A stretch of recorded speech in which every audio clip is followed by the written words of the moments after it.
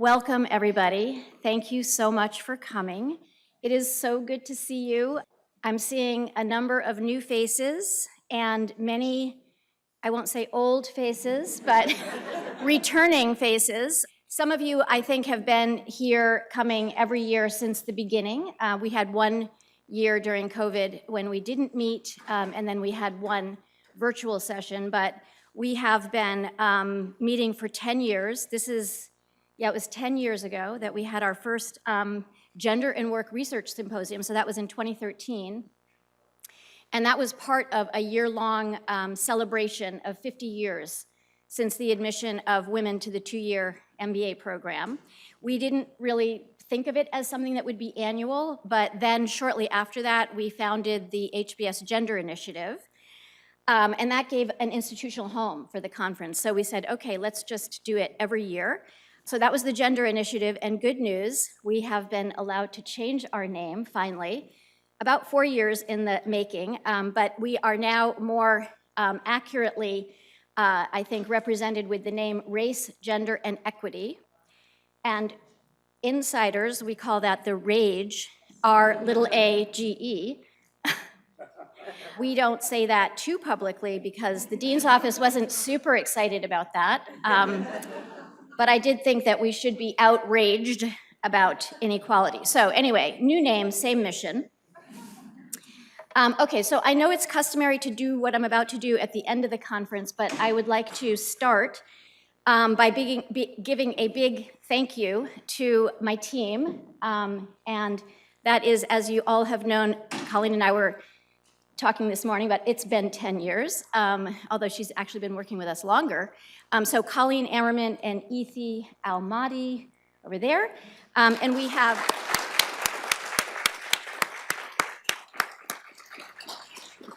also grown this year, and so we have some new people on our team. We have a new associate director. Well, we have an associate director, which we did not have that position before, and that is Daniela Denise, and also several research associates. So Aparna Sridharan, am I saying that right? I think. And Ria Manoharan and Izzy Yo. And I think they're all back there. I see Ria. You should kind of step out, let people see you. I don't know. That's Ria. I don't know where's Aparna. Anyway, you will see them around, and they are part of our team. Okay, so let me say a few words about the conference theme. So last year, we took up Audre Lorde's question, what does it mean when the tools of a racist patriarchy are used to examine the fruits of the same patriarchy? She was not hopeful in her answer, and now offering, her now famous statement, the master's tools will never dismantle the master's house. And so last year we examined together 4 master's tools: capitalism, gender as in the gender binary, DEI initiatives, and higher ed, specifically Smith College and Morehouse College as a women's college and a Black men's college, respectively. So we considered whether and how these tools offered any potential to dismantle the structures and consequences of oppression. I think the discussions were really generative. All the talks were amazing. And I would say, on balance, we were largely pessimistic about these tools. I would say less so for Smith and Morehouse. But that raised for us this question, if not the master's tools, then what? And so that's the question that our team grappled with, and it took a while, I have to say, many discussions among all of us, those people I just named, and we came up with this theme, which we're quite happy with: tools for humanity, rage and love as acts of resistance and renewal, which we kind of pose as a counterpoint to last year's theme. Okay, so why tools for humanity? Because that's what we believe is at stake with inequality, our collective humanity. And so just inequality takes a toll on our individual and our collective humanity. So that's kind of where we start. And then we thought we really need something that taps into our hearts as well as our heads. And so that brought us to the question, what would it mean if we were to allow ourselves to feel into the feelings of doing the work that we do aiming to change the world from within the walls of the Master's house, and to feel, the parts of our humanity that we so often ignore. So our emotions, our vulnerability, our capacity for real human care and compassion.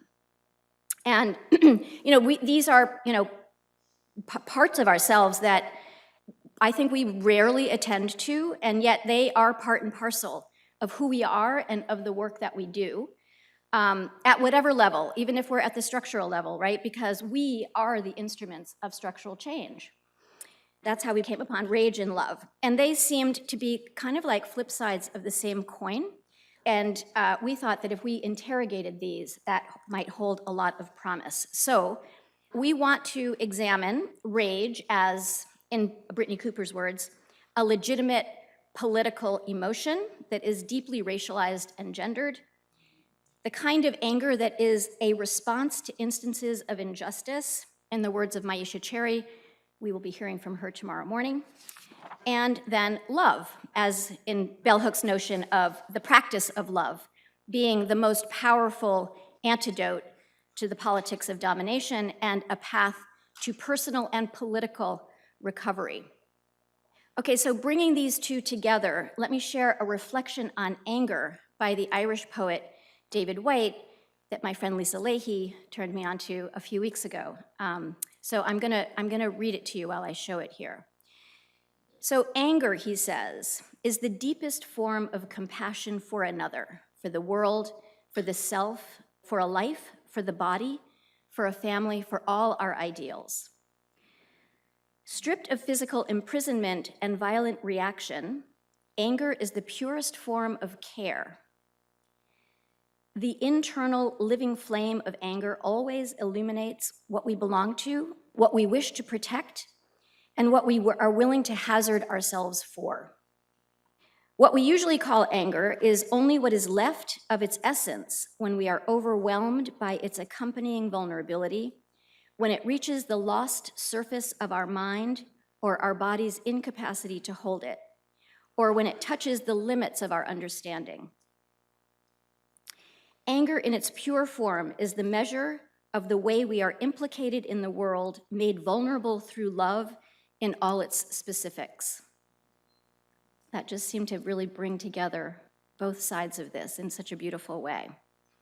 So we've organized our panels and our keynotes around these themes, and to do that, we had to reach pretty far beyond our networks, and we are bringing you, I think, a quite even more broad range of scholars and public intellectuals and activists than we normally do, and they're gonna share with us how these themes have informed and animate their work.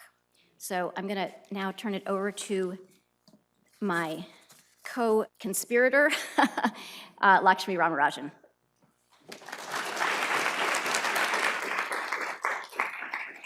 Thank you, Robin.